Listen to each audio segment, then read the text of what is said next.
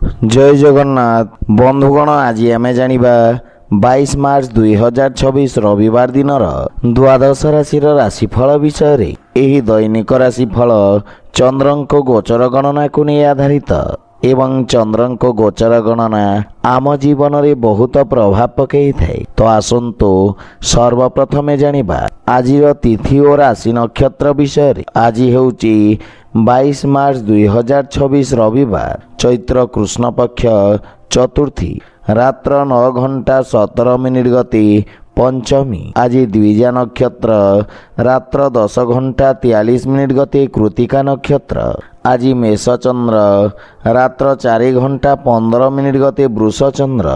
आजिर पर्वोत्सव श्री जगन्नाथ मंदिरे बाड़ी नृसिंह विजे। आजिर शुभ बेला प्रातः 6 घंटा 45 मिनिट रु 9 घंटा 59 मिनिट पर्यंत। आजिर सूर्योदय प्रातः 5 घंटा 55 मिनिट। आजिर सूर्यास्त संध्या 6 घंटा 5 मिनिट। आज बिछा राशि पुरुष मानक घात चंद्र एवं मिथुन राशि घात बार। आज बेल ओ पणस खाइबा निषिद्ध। तो बंधुगण आसंतु जानिबा आजिर राशिफल विषय रे। ता पूर्वरु आम चैनल को जो माने नुआ करी आछंती तले थिबा लाल रंगर सब्सक्राइब बटन को दबाई आम चैनल को सब्सक्राइब करंतो ओ पाखरे थिबा घंटी बटन को दबाई ऑल रे सिलेक्ट करंतो। काहेकि ना आमे अपलोड करितबा प्रत्येक वीडियो रो नोटिफिकेशन आपण सर्वप्रथमे पाई परिबे। तो प्रथमे जानिबा मेष राशि विषय रे। चंद्रदेवंक आपणक राशि रे गोचर पूर्व समय देखा दउथवा समस्या रो आपणको मुक्ति प्रदान करिब। आपणक व्यक्तित्व रे आकर्षण बा चमक आसीब। विद्यार्थी छात्र छात्री माननकु इच्छुक क्षेत्र रे उच्च शिक्षार मार्ग प्रशस्त हेब एवं मातुल घर पक्षरु सहयोग प्राप्ति हेब। विदेश रे स्थित परिवार सदस्यंक संबंधित सुखद समाचार प्राप्ति हेब। कार्य क्षेत्र रे जीवन साथींक परामर्श सहायक साब्यस्त हेब एवं संपर्क रे प्रगाढ़ता आसीब। भाई तथा बंधु मानक सहयोग अवसर प्राप्त करिवे। विवाह योग्य व्यक्ति को शुभ समाचार प्राप्ति हेब एवं प्रेम जीवन रे मधुरतार भाव रहिब। आर्थिक स्थिति आहुरी मजबूत हेबाकु लागिब एवं राजकीय पक्षरु आर्थिक लाभर स्थिति रहिब। आपणक व्यवहारिक विचार आपणको समाज रे प्रतिष्ठा प्रदान करिब। कार्य क्षेत्र रे आपणक द्वारा करा जाइतबा परिवर्तन सकारात्मक परिणाम प्रदान करिब। स्वास्थ्य अवस्था सामान्य रहिब किंतु दिनचर्या को व्यवस्थित रखंतो। आज आपण माता लक्ष्मी पूजा अर्चना करंतो शुभ फल पाइबे। वृष राशि आज आपणक राशि स्थान रु द्वादश भाव रे चंद्रदेवंक गोचर आपणको मानसिक शांति प्रदान करिब। खर्च रे वृद्धि कारणरु मन व्यथित रहिब किंतु बाणी रे संयमता एवं कार्य क्षेत्र रे आपणको वाद विवादरु दूरे रहिबा उचित। विद्यार्थी छात्र छात्री माननकु एकाग्रता बजाय रखिबारे संघर्ष करिबाको पड़िब। पारिवारिक जीवन रे जे कोनोसी निर्णय बुझी विचारी नियंतो। घर परिवार समस्त समस्यार समाधान धैर्य सहित करिबारे आपण सफल हेबे एवं पारिवारिक सदस्यंक सहयोग मिलिबारे मध्य समस्या देखा देब किंतु जीवन साथींक सहयोग प्राप्ति हेब एवं पारिवारिक खर्च रे नियंत्रण रखिबार मध्य आवश्यकता रहिछि। प्रेम जीवन मध्य सुखद अनुभूति प्रदान करिब। व्यवसायी माननकु नगद धनर अभाव सामना करिबाको पड़िब एवं समस्त प्रकार अनावश्यक देवा नेबारु आपण दूरे रुहंतो। व्यवसाय रे क्षतिर आशंका रहिछि किंतु आयात निर्यात संबंधित व्यवसाय करुथवा व्यक्ति को शुभ समाचार प्राप्ति हेब। मानसिक चिंता स्वास्थ्य संबंधित कष्टर कारण हेब। धार्मिक तथा सामाजिक कार्य रे आपणक योगदान मानसिक शांति प्रदान करिब। आज आपण लक्ष्मी नारायणक उपासना करंतो शुभ फल पाइबे। मिथुन राशि आपणक एकादश भाव रे गोचररत चंद्रदेव आपणक पई भाग्यवर्धक सिद्ध हेब। व्यवसायर स्थिति उत्तम हेबाकु लागिब एवं लाभर स्थिति मध्य विकसित हेब। न्याय व्यवस्था तथा राजनीति रे जड़ित व्यक्ति को किछि नुआ अवसर मिलिबार संभावना रहिछि। पितांक पक्षरु पूर्ण सहयोग प्राप्ति हेब एवं जीवन साथी आपणक व्यवस्थित कार्यशैली रे प्रभावित हेबे। आपणक व्यवहार तथा कुशलता एवं कर्मठता कार्यक्षेत्र रे सहायक सिद्ध हेब। परिवार रे कौनसी सदस्यंक संबंधित शुभ समाचार मिलिबारु मनरे प्रसन्नता अनुभव करिवे एवं गृह रे हस खुशीर वातावरण लागि रहिब। प्रेम जीवन रे नुआ ऊर्जार संचार हेब। संचित योजना रे निवेश करिवा पई समय अत्यंत शुभ रहिछि, किंतु अनावश्यक खर्च प्रति सावधान रहंतु। रोजगार क्षेत्र रे अवरोधरु मुक्ति मिलिब, किंतु कौनसी असुरक्षित कार्य हाथ को नियंतु नहीं। स्वास्थ्य अवस्था उत्तम अनुकूल रहिछि। आज आपण कौनसी गरीब व्यक्ति को वस्त्र दान करंतु, शुभ फल पाइबे। कर्कट राशि, आज आपणक दशम स्थान रे चंद्रदेवंको गोचर सरकारी क्षेत्र जड़ित व्यक्ति उत्तम अनुकूल रहिब। कार्य एवं व्यवसाय रे उन्नति हेबा सहित पद और गारिमारे मध्य वृद्धि घटिब। सामाजिक प्रतिष्ठा वृद्धि पाइब। अधिकारी वर्गरु आपणको पूर्ण सहयोग प्राप्ति हेब। दैनिक व्यवसायी मानक पई आयर नुआ स्रोतर निर्माण हेब एवं लंबित कार्य को पूर्ण करिवा पई समय उत्तम अनुकूल रहिछि एवं सेथिरे आपण सफलता मध्य पाई परिबे। विद्यार्थी छात्र छात्री मानंकु गुरुजनक सहयोग प्राप्ति हेब। पैतृक व्यवसाय रे जड़ित व्यक्ति को पितांक मार्गदर्शन विशेष रूप से सहायक हेब। कौनसी नुआ परियोजनार प्रारंभ हेब एवं जीवन साथी सान्निध्य भावनात्मक संतुष्टि प्रदान करिब। जदि कौनसी पारिवारिक संपत्ति संबंधित विवाद लागि रहिछि ताहेले स्थिति आपणक सपक्षरे रहिब एवं आपण निज बाणी रे समस्तंकु संतुष्ट करिबे। आर्थिक लाभ हेबा सहित नगद समस्यार समाधान मिलिब। भूमि भवन और वाहन जनित सुखरे वृद्धि घटिब, किंतु वयोज्येष्ठंक स्वास्थ्यावस्थार विषय ध्यान रखंतु।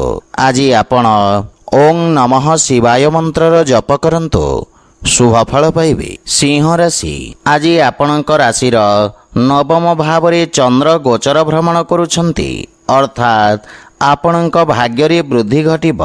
आलस्य को त्याग करी कार्यक्षेत्र रे नुआ ऊर्जार संचार करिवे एवं उन्नति हेब। धार्मिक कार्य रे आपणक सहयोग आपणक ख्यातिर विस्तार करिब। खेल सामग्री तथा प्रकाशन रे जड़ित व्यक्ति को लाभ प्राप्ति हेब।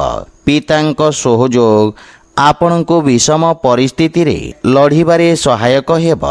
जीवन साथी सहित संबंध आहुरी मधुर हेबाकु लागिब। पारिवारिक सदस्य आपणक कथारे प्रभावित हेबे तथा मार्गदर्शनर लाभ प्राप्त करिवे। संतान पक्षरु मध्य सुखद समाचार प्राप्ति हेब।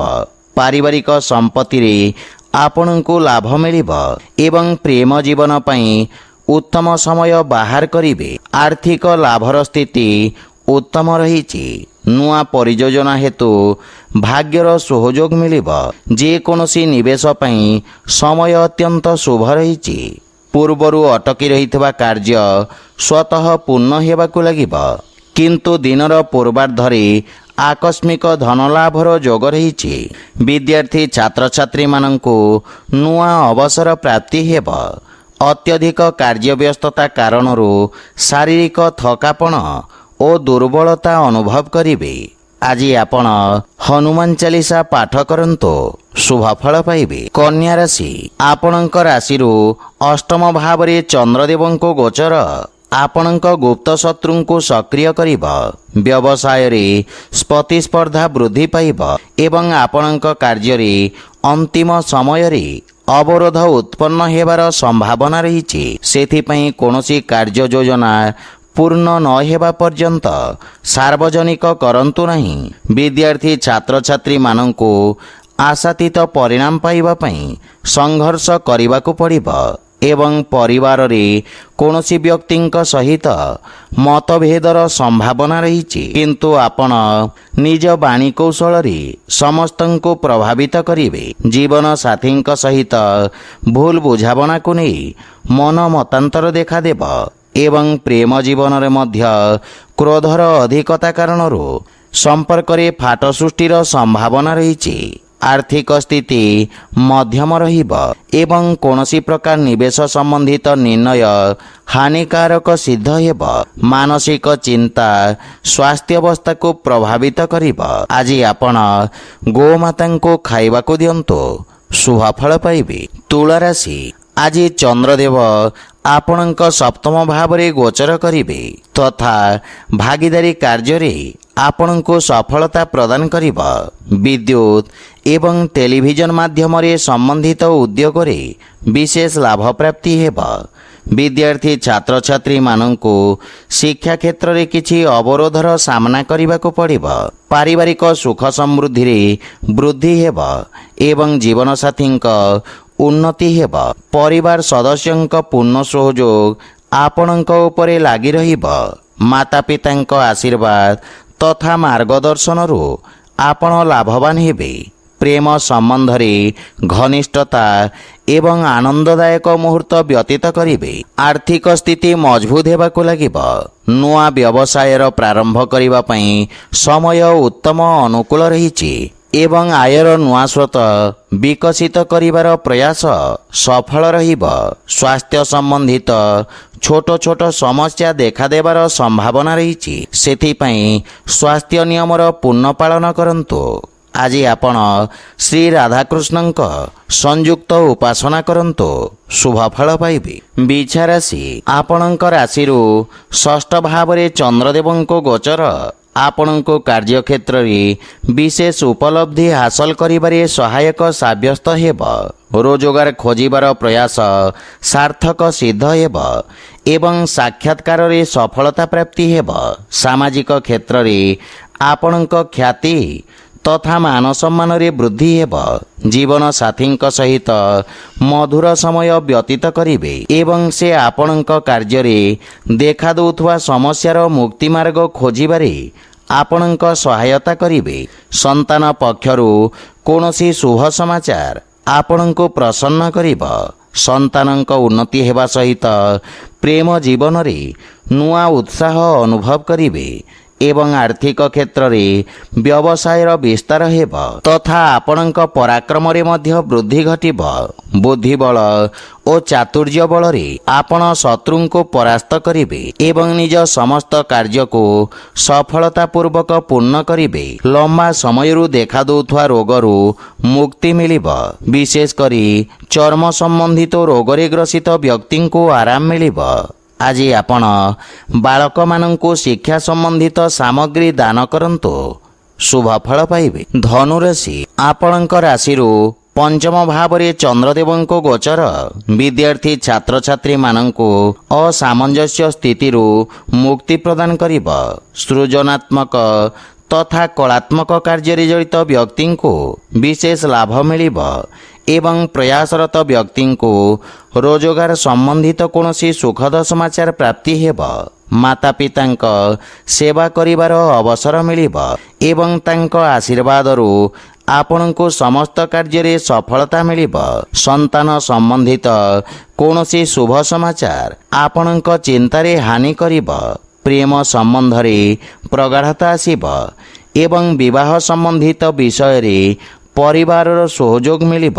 ଏହା ସହିତ ଆକସ୍ମିକ ଧନଲାଭର ମଧ୍ୟ ସମ୍ଭାବନା ରହିଛି ଏବଂ ସେଥିପାଇଁ ଆର୍ଥିକ ସ୍ଥିତି ମଜବୁତ ହେବାକୁ ଲାଗିବ। ବ୍ୟବସାୟୀ ବର୍ଗଙ୍କ ପାଇଁ ଧନଲାଭର ଯୋଗ ରହିଛି। ସେୟାର ମାର୍କେଟ ଆଦି ନିବେଶ ଆପଣଙ୍କ ପାଇଁ ଲାଭଦାୟକ ସାବ୍ୟସ୍ତ ହେବ। ପେଟ ସମ୍ବନ୍ଧିତ ସମସ୍ୟାରୁ କଷ୍ଟ ମିଳିବାର ଆଶଙ୍କା ରହିଛି, ସେଥିପାଇଁ ଖାଦ୍ୟପେୟ ପ୍ରତି ବିଶେଷ ଧ୍ୟାନ ରଖନ୍ତୁ। ଆଜି ଆପଣ ଗୋମାତାଙ୍କୁ ଖାଇବାକୁ ଦିଅନ୍ତୁ, ଶୁଭଫଳ ପାଇବେ। ମକର ରାଶି, ଆପଣଙ୍କ ରାଶି ସ୍ଥାନରୁ ଚତୁର୍ଥ ଭାବରେ ଚନ୍ଦ୍ରଦେବଙ୍କ ଗୋଚର ଆପଣଙ୍କୁ ନିଜ ବ୍ୟାପାରର ସ୍ଥିତିରେ ବିଚାର କରି ଯୋଜନାବଦ୍ଧ ଭାବରେ ଆଗକୁ ବଢ଼ିବା ପାଇଁ ପ୍ରେରିତ କରିବ। ରୋଜଗାରରେ ଜଡ଼ିତ ବ୍ୟକ୍ତି ଭବିଷ୍ୟତ ପ୍ରତି ଚିନ୍ତିତ ରହିବେ ଏବଂ କାର୍ଯ୍ୟକ୍ଷେତ୍ରରେ ଅନାବଶ୍ୟକ ବାଦ ବିବାଦର ସମ୍ଭାବନା ରହିଛି। ସେଥିପାଇଁ ଅଯଥା ଯୁକ୍ତିତର୍କ ଓ ବାଦ ବିବାଦରୁ ଆପଣ ଦୂରେଇ ରୁହନ୍ତୁ। ପାରିବାରିକ ସୁଖରେ ହାନି ଘଟିବ ଏବଂ ମାତାଙ୍କ ସହିତ କିଛି ବୈଚାରିକ ମତଭେଦର ସମ୍ଭାବନା ରହିଛି। କିନ୍ତୁ ଚର୍ଚ୍ଚା ଦ୍ୱାରା ସମସ୍ୟାର ସମାଧାନ କରିବାରେ ଆପଣ ସଫଳ ହେବେ। ପାରିବାରିକ ଖର୍ଚ୍ଚରେ ବୃଦ୍ଧି ଆପଣଙ୍କୁ ଚିନ୍ତିତ କରିବ। ପିତାଙ୍କ ମାର୍ଗଦର୍ଶନରୁ ଲାଭ ମିଳିବ ଏବଂ ଶ୍ୱଶୁର ଘର ପକ୍ଷରୁ ମଧ୍ୟ ସମ୍ବନ୍ଧରେ ସୁଧାର ଆସିବ।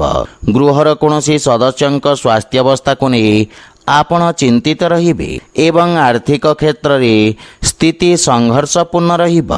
ପାରିବାରିକ ଖର୍ଚ୍ଚ ତଥା ଆୟର ଅନିଶ୍ଚିତତା ଆପଣଙ୍କୁ ବ୍ୟଥିତ କରିବ। ମୁଣ୍ଡବିନ୍ଧା ଜନିତ ସ୍ୱାସ୍ଥ୍ୟ ସମସ୍ୟା ଆପଣଙ୍କୁ ହଇରାଣ କରିବ। ଆଜି ଆପଣ ହନୁମାନ ଚାଳିଶା ପାଠ କରନ୍ତୁ, ଶୁଭ ଫଳ ପାଇବେ। କୁମ୍ଭ ରାଶି, ଆଜି ଆପଣଙ୍କ ରାଶି ସ୍ଥାନରୁ ତୃତୀୟ ଭାବରେ ଚନ୍ଦ୍ରଦେବ ଗୋଚର କରିବେ ତଥା ଆପଣଙ୍କ ବିଚାର ତଥା ପ୍ରୟାସକୁ ଦୃଢ଼ତା ପ୍ରଦାନ କରିବ, ଯାହା ଆପଣଙ୍କ ଦ୍ୱାରା କରାଯାଇଥିବା କାର୍ଯ୍ୟରେ ସଫଳତା ପ୍ରଦାନ କରିବ। ଅଧିକାରୀ ବର୍ଗରୁ ପ୍ରଶଂସା ତଥା ସମ୍ମାନ ପ୍ରାପ୍ତି ହେବ ଏବଂ ଆତ୍ମବଳରେ ବୃଦ୍ଧି ଘଟିବ। ଆପଣଙ୍କ କାର୍ଯ୍ୟରେ ସମସ୍ତ ପ୍ରକାର ସହଯୋଗ ପ୍ରାପ୍ତି ହେବ ଏବଂ କାର୍ଯ୍ୟକ୍ଷେତ୍ରର ସଫଳତାପୂର୍ବକ ବିସ୍ତାର କରିବେ। ବିଦେଶ ସମ୍ବନ୍ଧିତ କିଛି ସୁଖଦ ସମାଚାର ମିଳିବାରୁ ମନ ପ୍ରସନ୍ନ ରହିବ। ବଡ଼ ଭାଇଙ୍କ ବିଶେଷ ସହଯୋଗ ଆପଣଙ୍କ ଉନ୍ନତିର କାରଣ ହେବ। ପିତାଙ୍କ ସ୍ୱାସ୍ଥ୍ୟାବସ୍ଥାର ବିଶେଷ ଧ୍ୟାନ ରଖିବାର ଆବଶ୍ୟକତା ରହିଛି ତଥା ପରିବାରର ସୁଖ ସମୃଦ୍ଧିରେ ଆପଣ ବ୍ୟୟ କରିବେ ଏବଂ ଜୀବନସାଥୀଙ୍କ ପୂର୍ଣ୍ଣ ସହଯୋଗ ମିଳିବ। ପ୍ରେମ ସମ୍ବନ୍ଧ ସହିତ ଆନନ୍ଦମୟ ସମୟ ବ୍ୟତୀତ କରିବେ ଏବଂ ଆର୍ଥିକ ଉନ୍ନତି ହେବ। ସ୍ଥାୟୀ ସମ୍ପତ୍ତିର ବିକାଶ ହେବ ଏବଂ ଆପଣଙ୍କ ଖ୍ୟାତିର ମଧ୍ୟ ବିସ୍ତାର ହେବ।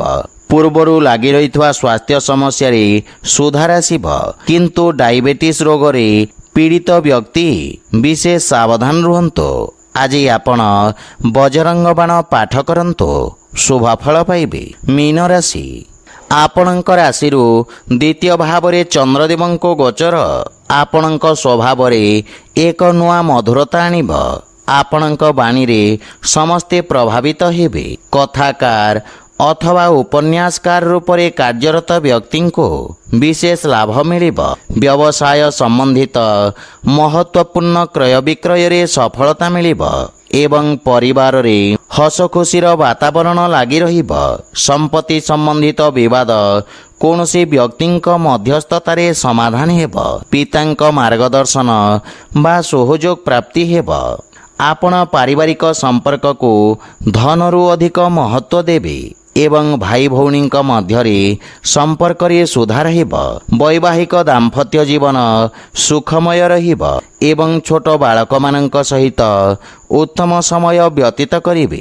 ଆର୍ଥିକ ସ୍ଥିତି ମଜବୁତ ହେବାକୁ ଲାଗିବ ଏବଂ ସୁଖ ସମୃଦ୍ଧିର ବିକାଶ ହେବ। ଆପଣଙ୍କ ପ୍ରଭାବ କ୍ଷେତ୍ର ତଥା ଖ୍ୟାତିରେ ବୃଦ୍ଧି ଘଟିବ। ବିଦେଶ ସମ୍ବନ୍ଧିତ କାର୍ଯ୍ୟରେ ଆପଣ ସଫଳତା ଅର୍ଜନ କରିବେ ଏବଂ ସ୍ୱାସ୍ଥ୍ୟାବସ୍ଥା ଉତ୍ତମ ଅନୁକୂଳ ରହିଛି, କିନ୍ତୁ ଅନାବଶ୍ୟକ ଯାତ୍ରାରୁ ଆପଣ ଦୂରେଇ ରୁହନ୍ତୁ। ଆଜି ଆପଣ ଅସହାୟ ବ୍ୟକ୍ତିଙ୍କୁ ସାହାଯ୍ୟ କରନ୍ତୁ, ଶୁଭ ଫଳ ପାଇବେ। ତ ବନ୍ଧୁଗଣ, ଏହା ଥିଲା ଆଜିର ରାଶିଫଳ ବିଷୟରେ। ଯଦି ଭିଡ଼ିଓଟି ଆପଣମାନଙ୍କୁ ଭଲ ଲାଗିଥାଏ, ଲାଇକ୍ ସେୟାର ଓ କମେଣ୍ଟ କରି ଜଣାନ୍ତୁ ଏବଂ ଆମ ଚ୍ୟାନେଲକୁ ସବସ୍କ୍ରାଇବ୍ କରନ୍ତୁ। ଜୟ ଜଗନ୍ନାଥ।